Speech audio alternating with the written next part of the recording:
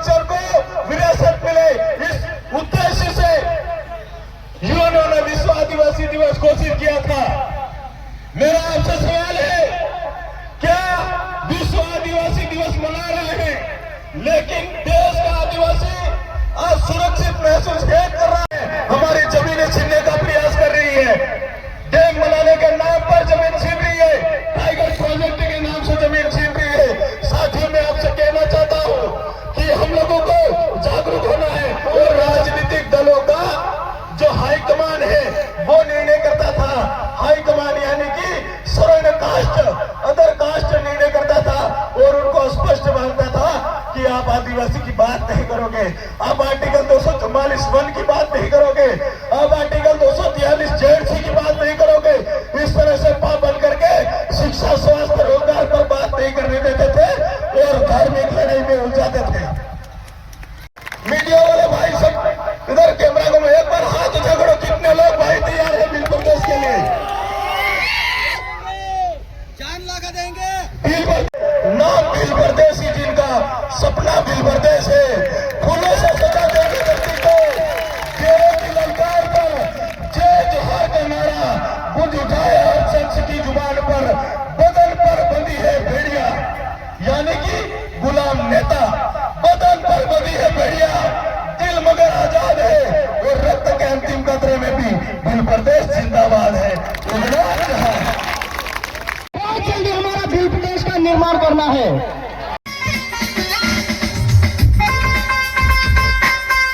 नमस्कार, कसे आहात तुम्ही? परत एकदा माझ्या ब्लॉग चॅनलवर स्वागत. राजस्थानचे काही लोक आलेत, त्यांच्यासोबत आपण बोलूया. बिलस्तानची मांग होत आहे तर त्यांच्या संदर्भात ते आले तर त्यांचं आपण सातपुड़ा में आपका परिचय दीजिए. मेरा नाम रविंद्र बरजोड़ है। बिल प्रदेश विद्यार्थी मोर्चा जो आदिवासी परिवार की सामाजिक यूनिट है उसका मैं राजस्थान प्रदेश संयोजक हूँ। मैं ये समझ नहीं पा रहा, विद्यार्थी परिषद और ये कॉमन एक कैसे, यानी कि विद्यार्थी परिषद अलग है और सोसाइटी में काम करने का वो कैसे अलग है, ऐसा कुछ? देखिए, ऐसा है कि देश में दो राजनीतिक दल हैं। दो राजनीतिक दल है, जैसे कांग्रेस है उसका अनुसूचित छात्र संगठन चल रहा है और जो भाजपा है उसका अखिल भारतीय विद्यार्थी परिषद ABVP काम करता है।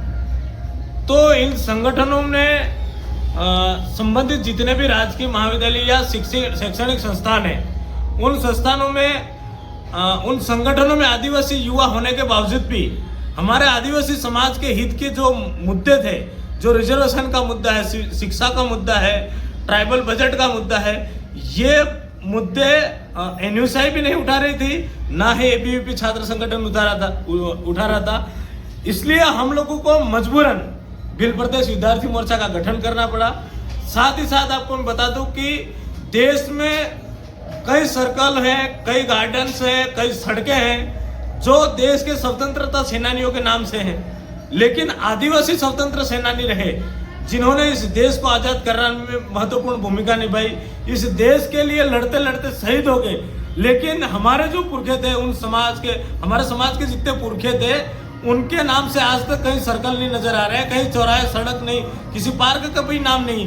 तो ये भी इन संगठनों ने बात नहीं उठाई, इसलिए हम लोगों को मजबूरन बिल प्रदेश विद्यार्थी मोर्चा को गठन करना पड़ा। साथ ही आपको मैं बता दूं कि राजस्थान में तत्कालीन 2013 की जो सरकार थी उसने हमारे जो 5वीं अनुसूचित क्षेत्र था, आर्टिकल 244(1) की मूल भावना के अनुरूप रिजर्वेशन था, लेकिन उस तत्कालीन सरकार ने हमारे क्षेत्र में जो 5वीं अनुसूचित क्षेत्र था उसमें छेदमारी करके हमारे क्षेत्र में ST के लिए 45% रिजर्वेशन रखा और SC के लिए 5% और 50% सामान्य कर दिया गया।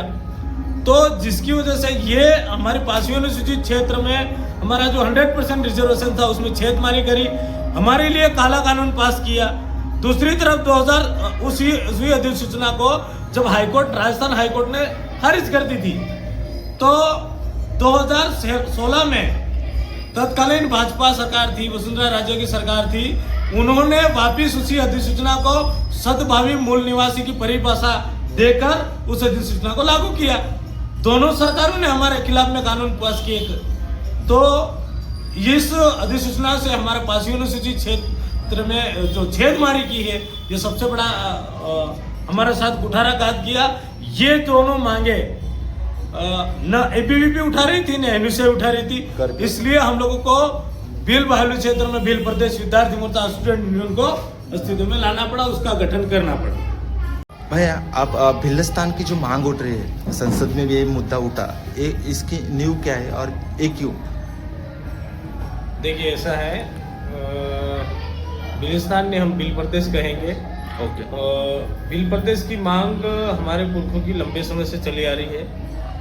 ये मांग इसलिए है कि देश में जितनी भी आज़ादी के बाद सरकारें बनी, उन सरकारों ने आदिवासी को जो मूलभूत सुविधाएं देनी थी, जो आदिवासी के संवैधानिक राइट्स थे 5वीं अनुसूची के तहत, जितने भी हमारे हक अधिकार थे, वो धरातल पर लागू नहीं किए।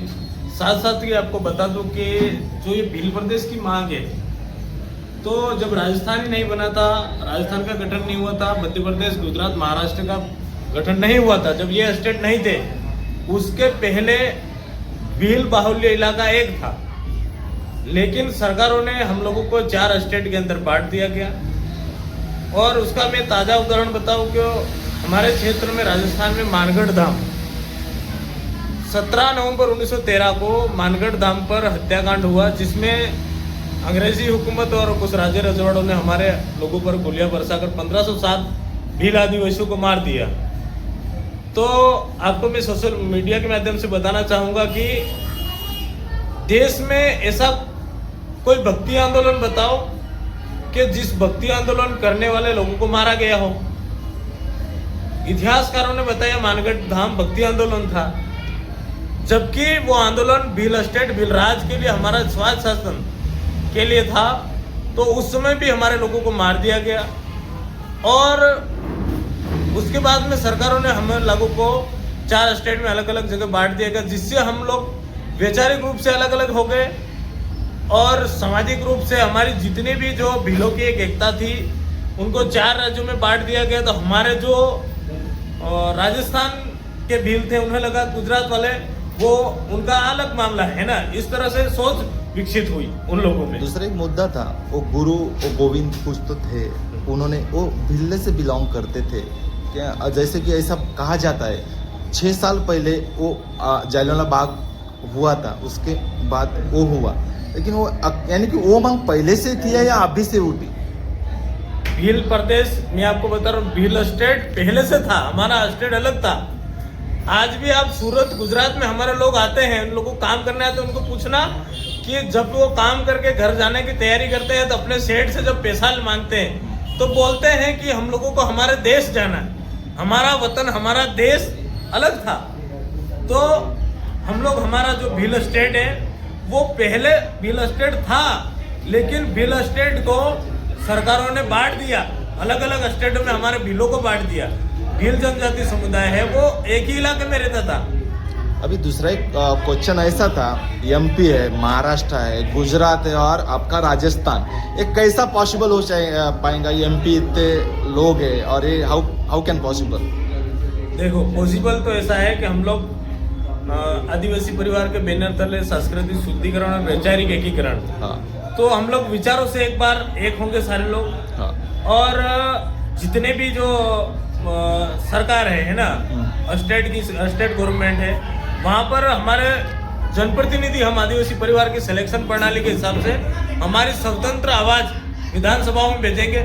साथ ही संबंधित क्षेत्र से हमारे सांसद भी भेजेंगे। तो निश्चित ही सरकार को झुकना पड़ेगा, केंद्र सरकार, राज्य सरकार को, और भील स्टेट की घोषणा इन्हें करनी पड़ेगी। अभी सातपुड़ा में महाराष्ट्र में है, अब महाराष्ट्र में कोई आपकी रणनीति है आगे करने की कुछ? और भील ही नहीं, अदर भी सोसाइटी यानी कि जो ट्राइबल में आते हैं, उनके साथ भी काम करना चाहिए। देखिए, हम लोग तो सभी को साथ में लेकर काम करना चाह रहे हैं, हाँ, और कर भी रहे हैं। हमारे राजस्थान के अंदर सभी वर्ग हम लोगों को साथ सहयोग दे रहे हैं, और वो भी कह रहे हैं भील स्टेट बनना चाहिए। हम लोग मानव कल्याणकारी, जो मानव मूल्यों में जो भी लोग इन सरकारों से शोषित है, पीड़ित है, इन सभी लोगों को साथ में लेकर काम करें। भील स्टेट यानी कि ऐसा नहीं है कि अकेले भीलों का ही स्टेट है ना। हम सबको लेकर साथ में चलेंगे। और आप लोग राजस्थान में देख सकते हो हमारे साथ में अदर कास्ट के भी लोग, काफी लोग जुड़े हुए हैं और काम करते हैं। धन्यवाद जी। ओके। देखिए, आप जिस रियल एस्टेट की बात कर रहे हो उस विषय पर भी मैं आपको बताना चाहूँगा कि वर्तमान में जो 5वीं अनुसूची है वो ट्राइबल क्षेत्र में है और आर्टिकल 244 वन की मूल भावना अनुरूप आरक्षण व्यवस्था है। ये भारत देश के संविधान में एक संविधान अलग है आदिवासियों का, है ना, 5वीं अनुसूची। तो जब इस देश में अंग्रेजों का शासन था उस समय शेड्यूल डिस्ट्रिक्ट एक्ट 1874 के अंदर बना था। शेड्यूल डिस्ट्रिक्ट एक्ट यानी कि ये ट्राइबल एरिया रिजर्व इलाका अलग अंग्रेजों ने घोषित किया था। हाँ। उसके बाद में उन्हीं अंग्रेजों ने लगभग सन 1896 के अंदर 1896 में अंग्रेजों ने रियल एस्टेट का एक अलग से नक्शा जारी किया था और इस पर्पज से जारी किया था कि अगर दुनिया को बचाना है तो आदिवासियों की जीवन शैली को अपनाना होगा। इस पर्पज से इन लोगों ने हमारे इलाकों को, हमारे जो भील समाज को जिंदा रखने के लिए, हमारी संस्कृति परंपरा को हमेशा के लिए जिंदा रखने के लिए अंग्रेजों के शासनकाल में भी रियल एस्टेट का नक्शा जारी किया गया था। तो हम चाहते हैं कि भील प्रदेश बनना चाहिए।